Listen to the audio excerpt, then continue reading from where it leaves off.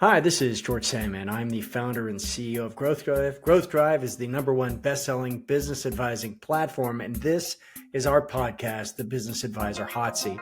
Now, in the hot seat, you're going to hear from industry leaders, thought leaders, your colleagues who are going to share tips, techniques, war stories about building a thriving advisory business based on delivering client wins. We're going to get into it. We'll get into it about the Growth Drive methodology, the Clarity software, what we see out in the world, so much more than just the system. And I'm also the author of The Growth Driving Advisor, which is based on over a decade of being an advisor to advisor, working with you and your colleagues, helping them build their practices, helping them through client engagements, and it's really proven strategies for leading businesses from stuck to best in class. Check it out. So strap in. We're going to light this up. Here we go. This week's episode is brought to you by Be Ready Advisors. Enhance your business advisory services with specialized exit solutions. Listen, these guys will team up with you, increase your bench depth when you need specialized exit planning solutions for your clients. It's led by industry veterans Anna Halliburta, John Carter, and Kelly Malagilla Carter, sponsors of the 2024 Growth Drive Summit. Be Ready Advisors. Check them out at bereadyadvisors.com.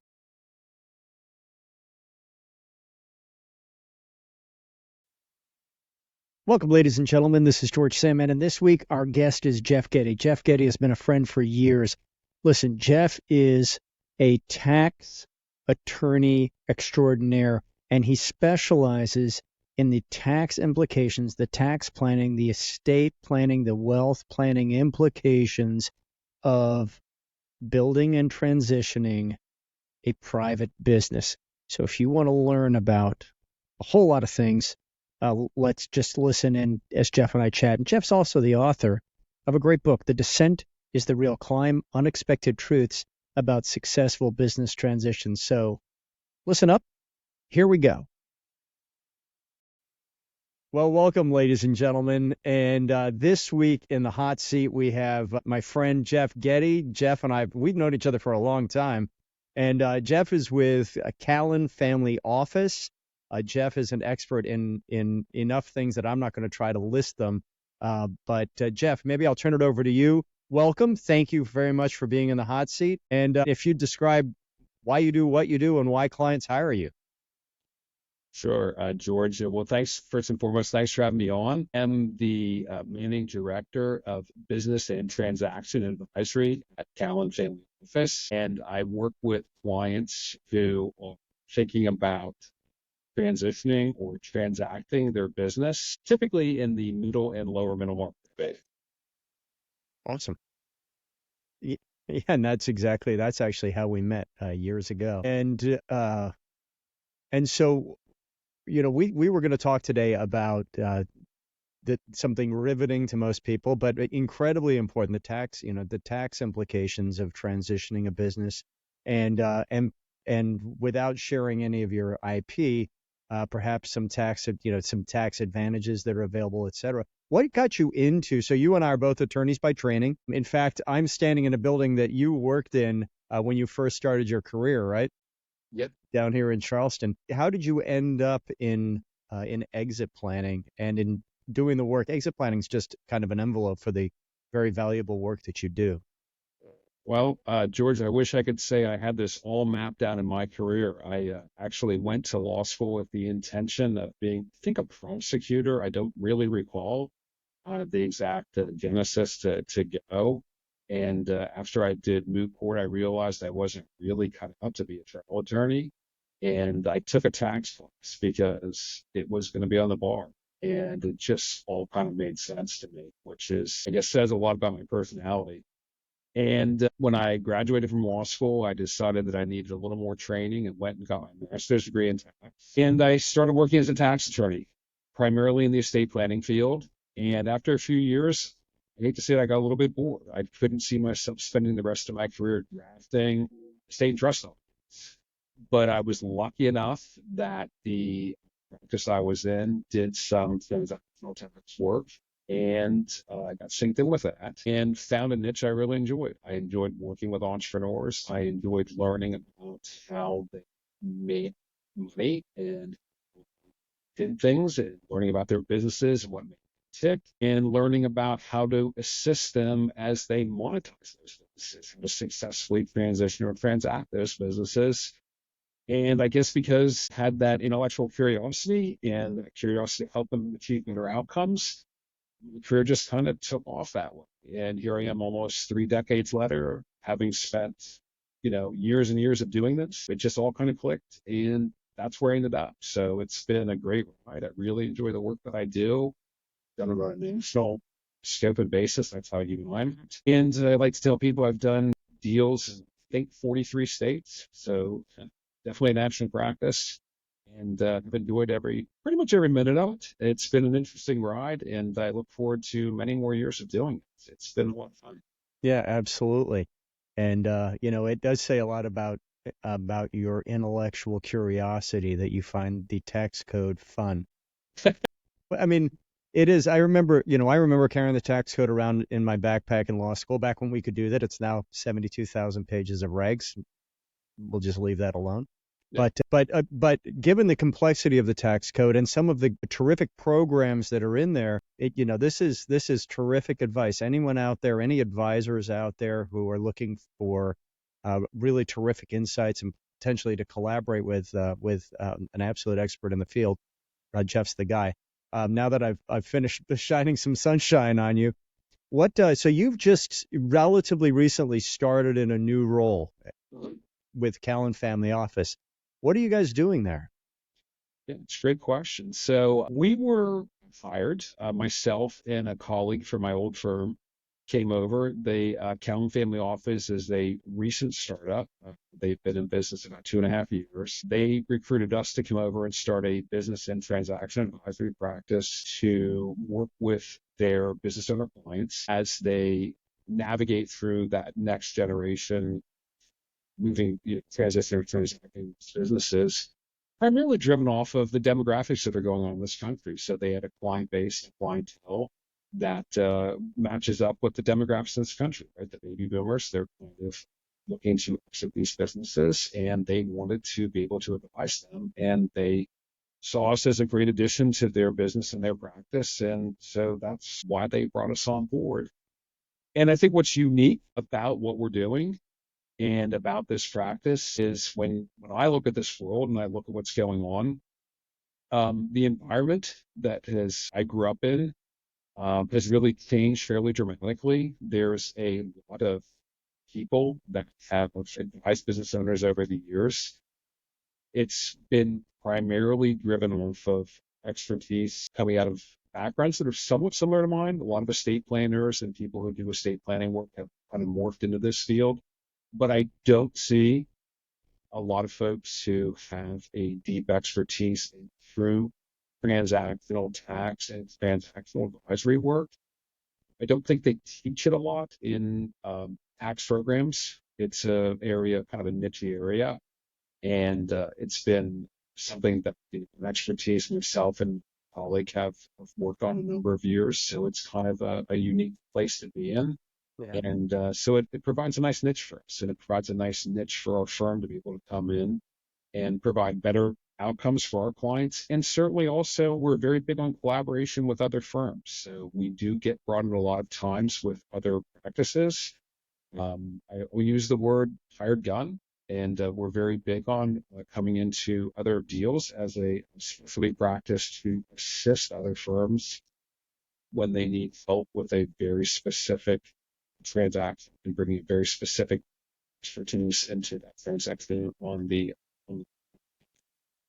Outstanding. Jeff, what are the types of issues that would typically cause someone to either one of your clients, one of the Callen Family Office clients, or a collaborator to ask you for help? So, I can tell you right now some of the things that are sitting on my plate that kind of pop in my head right away. Right now, there's a lot of work. We're seeing a lot of work with Section 1202 stock or qualified business stock because we have an office in the Bay Area, San Francisco. There's a lot of VC firms and banking startup companies that qualify for Section 1202 the companies qualify, the stock qualifies for Section 1202 or qualifies for business stock. That's a very specific type of tax benefit that is not particularly well understood. Most people understand the basics of how Section 1202 works, but how to really fully utilize Section 1202 is not particularly well understood. So we get engaged a lot with the VC firms, those companies to come in and talk to their founders about how to fully utilize it, as well as some of the other advisors, because they know we have a very specific expertise in that space. We're being tapped a lot of times to come in. We actually run what we call a boot camp program for those entrepreneurs to as much tell them what not to do as their companies mature. There's a lot of mistakes you can make before you hit a liquidity event that will blow up your QSBS benefits. So we come in, we run a little 45-minute program for them and talk about this is what QSBS is about. Here's the decision points you're going to hit, and here's the things you want to do, and here's the things you don't. I think kind of march through that process. So we do a lot of work in that space. We also do a lot of work in the post-sale world. This is very specific to Callen Family Office because we tend to deal with a lot of very large businesses, some very wealthy clients. We do a fair amount of work in the design and management of single-family offices. Those tend to be fairly complex. So that's another area of practice. That's more on the post-sale side. We do a lot of work in design and management and operation of single family offices is another area we spend a fair amount of time in. There are some tax issues that revolve around that, both in capitalization, management, things like that. So that's another area we spend a fair amount of time in. And there's also some, purchase price allocations that have tax implications, and then some split interest variable planning when you go into pre-sale things. So there's just a pretty wide mix of tax issues that pop up in this space that we handle, but it tends to be very specific to particular deals. It doesn't. Every deal is a little bit unique, but there's some similarities, but they tend to. I wouldn't say blur together. They have some similarities, but everyone tends to be a little bit different, a little bit challenging. Everyone's tends to be a little bit challenging on their own.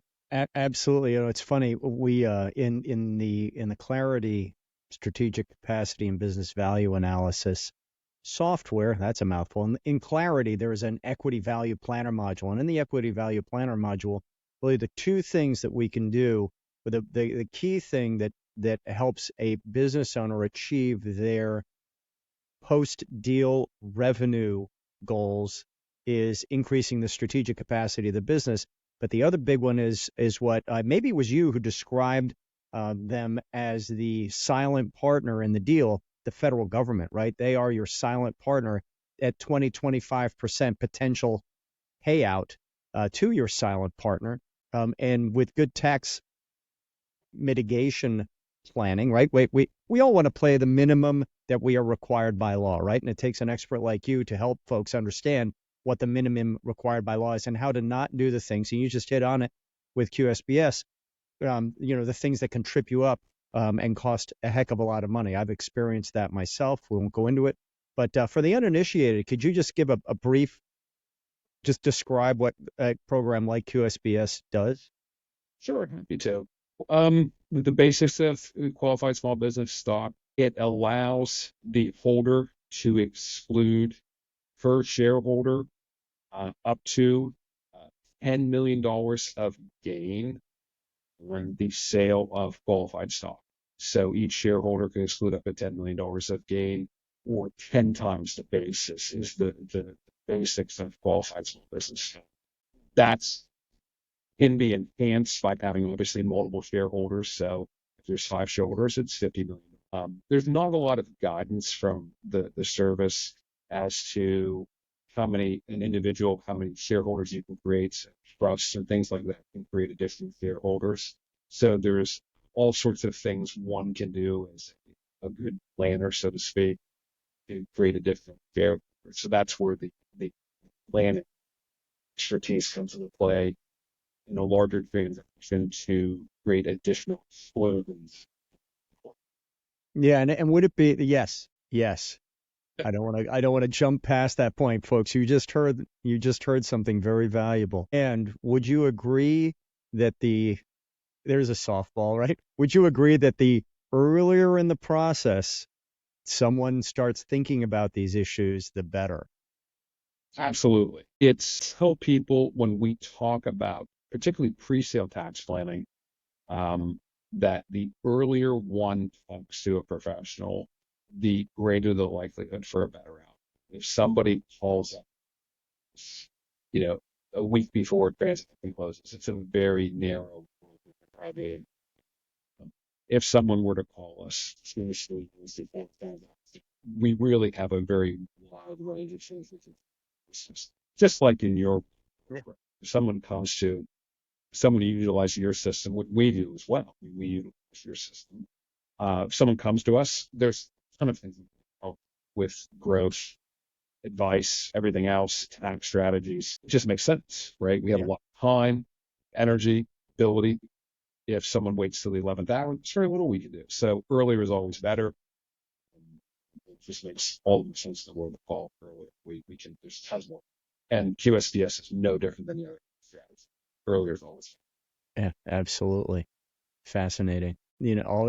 Always be, what's that? I just saw it. It just came across my screen. Always be closing. Always be thinking about selling your business. And the ultimate measure of business success, which is maximize transferable value. And then the ultimate measure of personal success might be how much of that are we actually transferring to our family? And to what extent are we making sure that our silent partner has an equitable share, but the least required by law? it's interesting. There's really, I forget which Supreme Court justice said that relatively famous quote about there's nothing wrong with, setting up your affairs at least in the tax possible, right? We're not doing anything that's not allowed by the Internal Revenue Code. Of course. We're just utilizing what I call the give me's on the Internal Revenue Code. And, they're there for a reason. We're allowed to do it. And we just, use our brains to make that. And our clients like us, right? We're judged by the results we provide to, and it's just a different lens that we view the code from than other people do.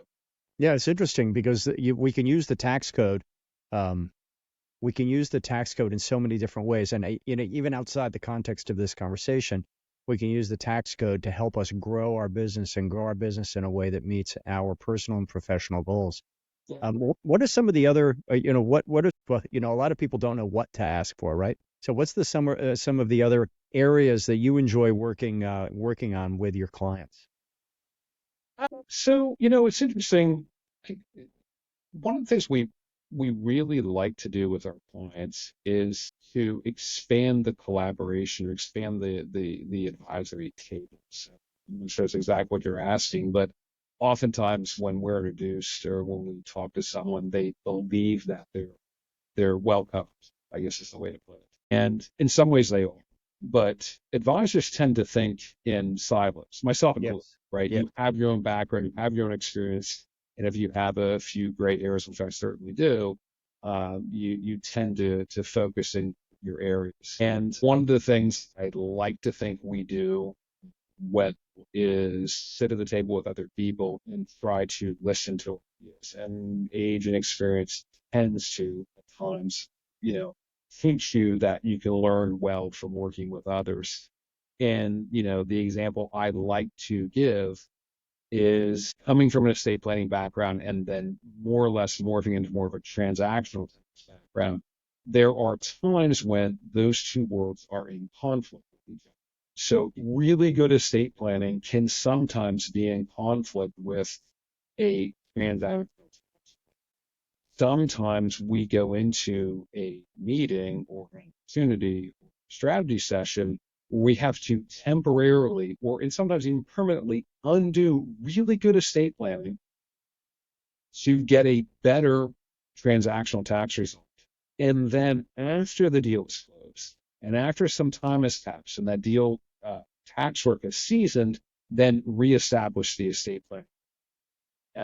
And it takes a really good professional who has done, in that case, the estate planning to be able to accept that and say, this is a really good idea, client, and we should do that and incorporate.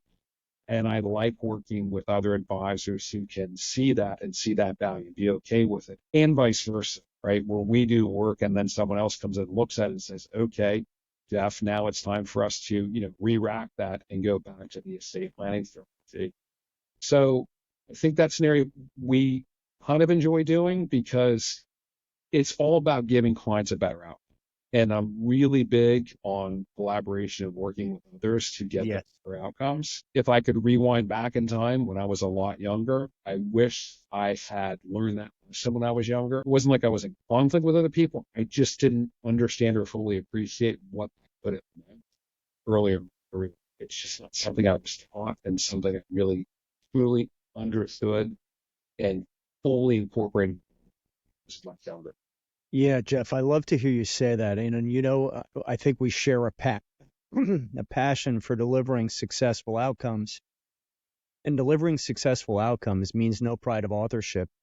It means a lot of things, but delivering successful outcomes, and you've used the word collaboration several times, it means we need to collaborate with the other advisors at the table and potentially suggest to the client that they're missing some coverage. And that is more often than not, in my experience, and maybe maybe yours as well, the case, without getting into specifics. But what does it look like when you? So I'm a student of collaboration, if you will, and I always love hearing from you and your colleagues how you do it. What does it look like when you collaborate? I'll let you set the scenario, right? What a typical scenario is. What does it look like when you collaborate with other advisors in an engagement?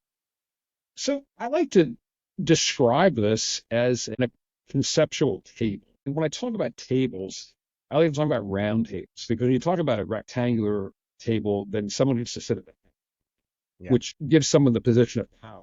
So I like to talk about a round table. So everyone's kind of at an equal place and everyone's able to sit around and share ideas and kick around a strategy, have a good strategy session. And by the way, with the advent of technology, just like you and I think you're sitting in Charleston, I'm sitting outside Pittsburgh right now. We're having this conversation, this dialogue, like we're sitting in the same room. So this is a conceptual table, right, that these dialogues occur on, and having strategy sessions where, to your point, no pride of authorship. It's just kicking around in a brainstorming session, right? Like we know here's the end goal we have for whatever. And here's where we're at today. And how do we get to this end goal? And everyone has the ability to throw in the idea and find the best path there, right? And sometimes if you march down that path, there's going to be a left turn, then there'll be a right turn, then another left turn. But at the end of the day, it's all about the right outcome. And, the compensation issues, things like that, those will get figured out at some point. And there's times, quite frankly, when somebody makes more off of this deal than the other one. But if it's done right, those all kind of even out of, and that is sometimes difficult to stomach. I'll be the first to admit it. But if you stick with it and do things like this long enough, that tends to flatten out or even time. Again, when you're right out of school, first starting out, that's a little tougher to see, but you do it long enough, you start to see that. And that's sort of the way it works out. I hope that answers your question. It does. And I agree. I agree, by the way, from my experience in the market is it does tend to even itself out. And sometimes my advice may be more valuable. I'm just putting myself in an advisory. My advice may be more valuable. But at other times when you and I are collaborating, yours is. And you're right. No one can sit at that because ultimately we have, and I just wrote an article about this maybe a month ago, small f, well, sometimes capital F, but a fiduciary responsibility to the client to help them get there, to get the success they want, right? This is about getting the client the success that they want, which sometimes isn't financial, right? I'll leave that aside. I'm struck that in the third dimension of growth, we have our 24 growth driving objectives, 8 in the third dimension, where you are hitting on the incredible importance of one of the growth driving objectives is legal. And it's easy to pass over that and say, oh, as long as there isn't any litigation and we have our contracts with our suppliers and our distributors, that we're good. nay. Get way ahead of the transaction, even if you're not contemplating the transaction, and start the conversation, right? It's a small investment of time and treasure to gain an understanding years in advance, even if you're not contemplating a transaction. Now, the things to consider, the to-dos, and very importantly, the do not do's.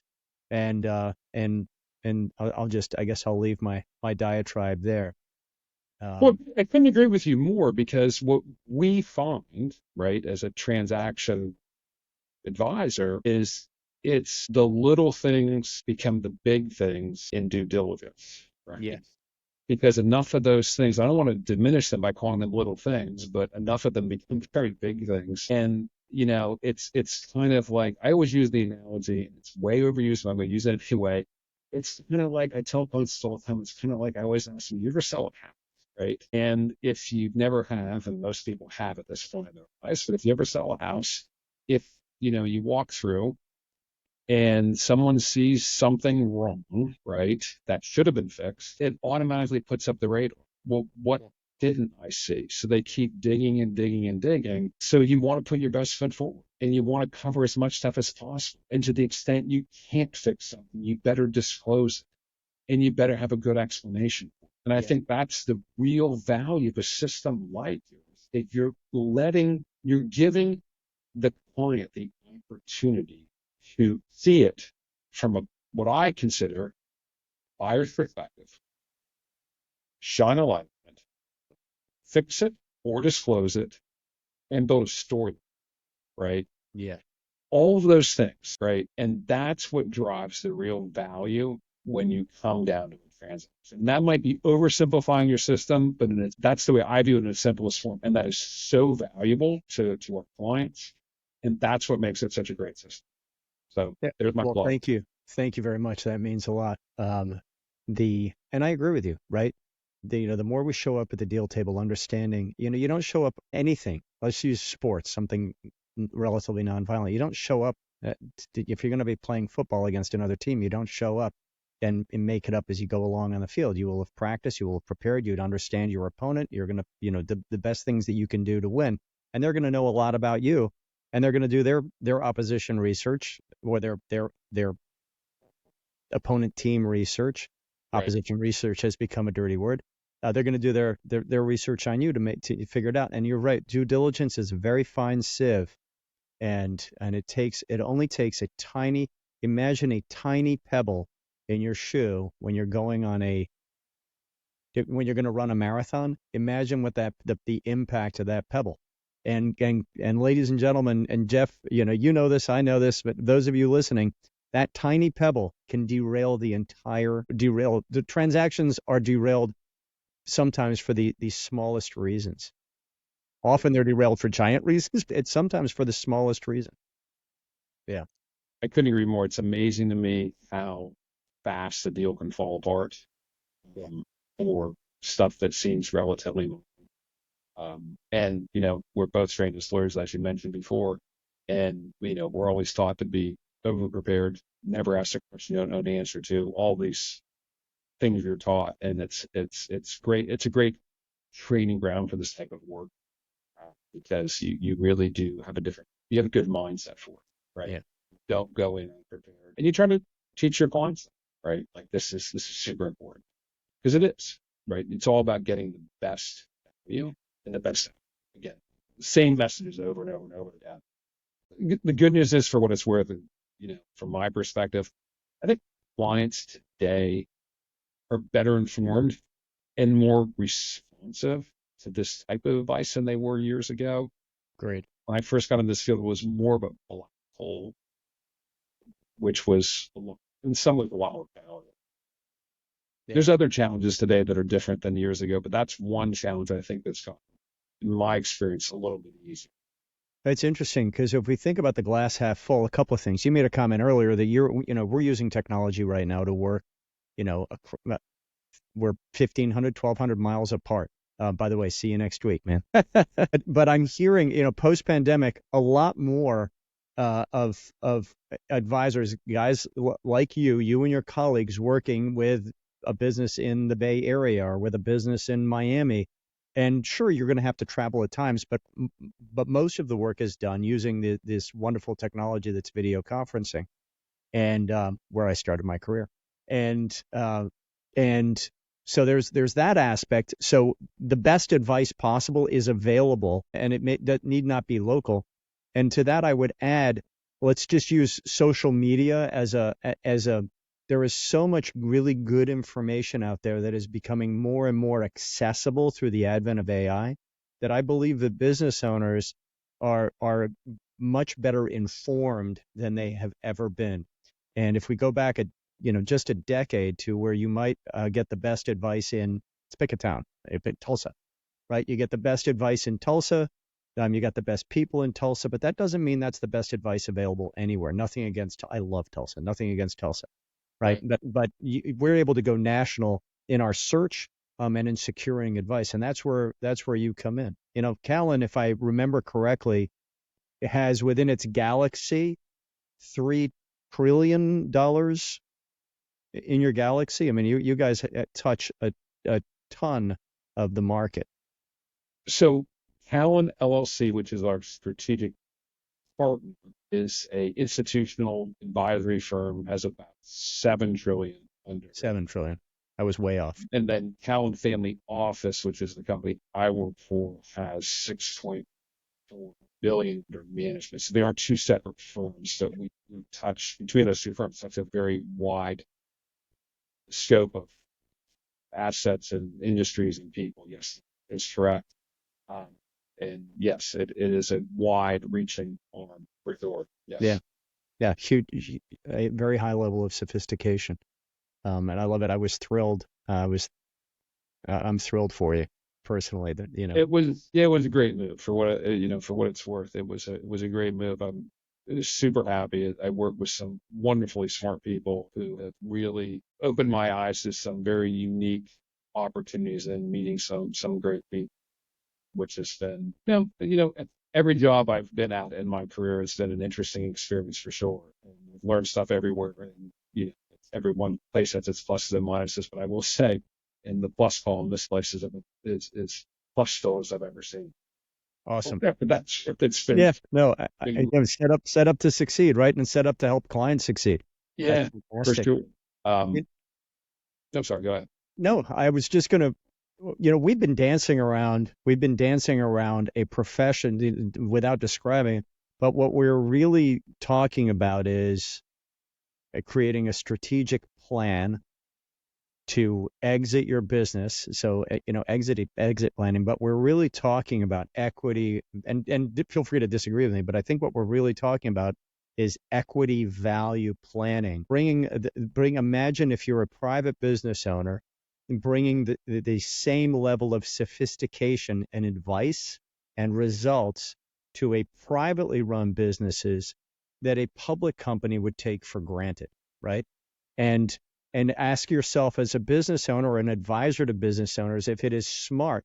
And if you're out there wondering why you might introduce someone like Jeff and indeed a team of professionals to your client, imagine the outcome for your clients that you might help. That you could help generate by collaborating with the best minds, the best expertise in the business. Was that resonate? Because exit planning sounds so finite, and some people misunderstand what exit planning means. But when we talk about equity value planning, does that? I mean, to me, it certainly does, because I think that the labels that have been historically put on this are bad. I guess this is the way to put it, how I describe it. I mean, when I think about early on, it was called, succession planning as a label that means something very different than exit planning. It has a very finite window attached to it. Yes. To your point, there's a continuum, as I call it, right, of both the business and the owners.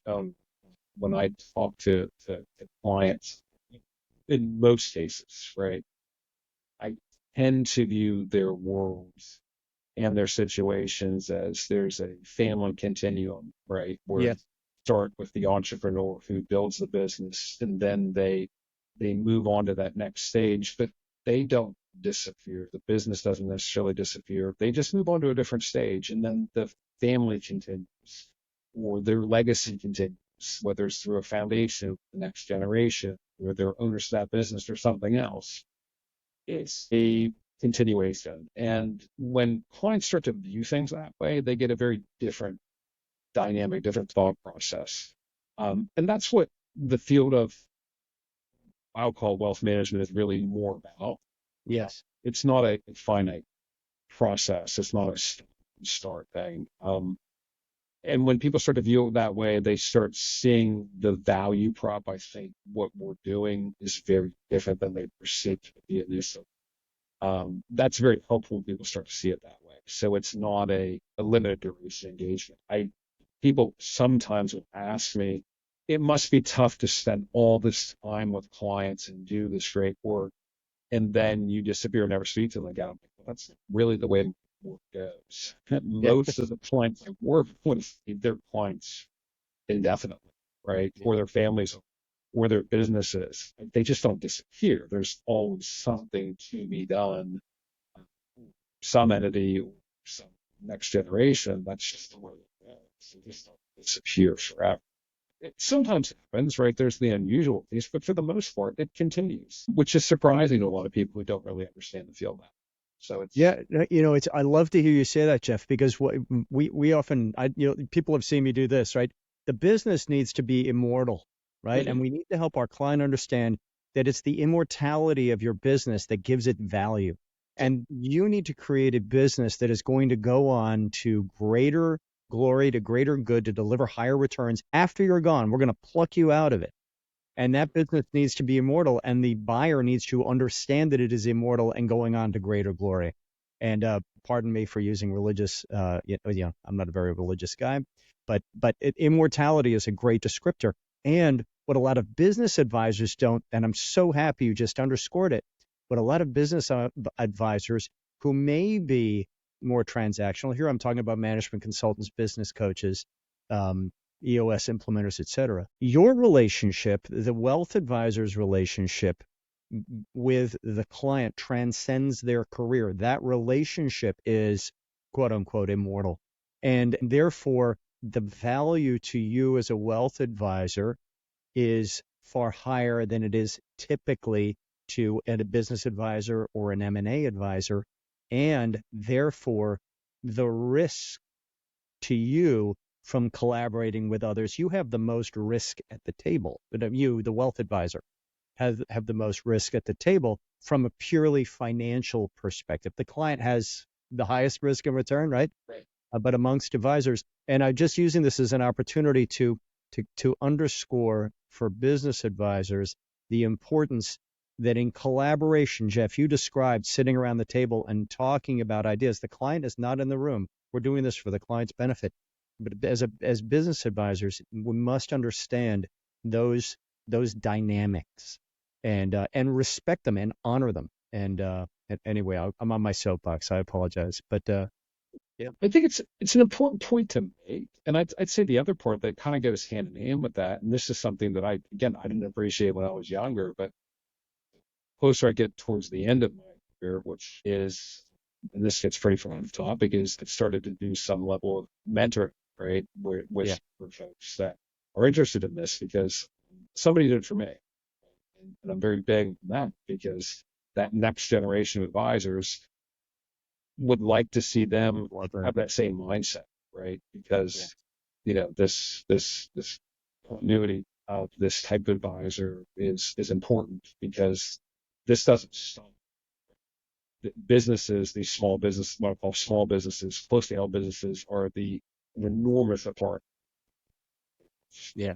40 of the United States, and the success of them is in large part, not obviously not totally, it's the entrepreneurs that drive it, but the success is in part the advisors, and part of that advisory team is the ability to transition this, whether it's a sale, internal transition, that is super important. So you want to make sure those advisors are doing a good job. So helping them do those transitions successfully is super important. Training that next generation correctly is a big I think of I those of love us that. who do it I should love do it. it, right? Yeah. How do we pass our institutional wisdom? Maintain our institutional wisdom. I love that. Thanks for doing it, man. Listen, I can't believe we've been chatting here for, almost 40 minutes. That we're going to wrap this up. This was a fantastic conversation, Jeff. Anything you want to share in closing? I guess the only thing I'd say is that for the entrepreneurs out there, having a business, your time at the helm is going to come to it. Yes. That's a given, right? You get to some extent choose the time, to some extent, or it'll be chosen for you, but it will come to it. When you come to that realization, I would take that seriously. That is your legacy as to what happens with that. And whether you choose to work with me or not is somewhat irrelevant. Just find a good advisor or advisory team and make sure that you find the right people to help you navigate that success. There's lots of good people there. Yeah. And find the right option for you. The only option I would give anyone is I've done hundreds and hundreds and hundreds of successful transitions and transactions, maybe thousands, probably in the thousands at this point. There's been none that are exactly the same. And one size does not fit all. I've done everything on the gamut, right? I've done ESOPs, internal, external, every variation of different strategies. Anybody who tells you this one strategy fits for everybody is complete nonsense. Everybody gets a custom-made suit. And if you're not getting custom-made suit, you're getting better. So take that to heart. You should find someone who's going to give it custom, who's going to collaborate with other folks, who's going to take this seriously, take the time to get to know you, your business, your goals, your objectives, your stakeholders, what you really want to achieve. That's what's important. That should be your legacy, your thought process. And that means you're going to get the your business. If you're not getting that, you should be looking for.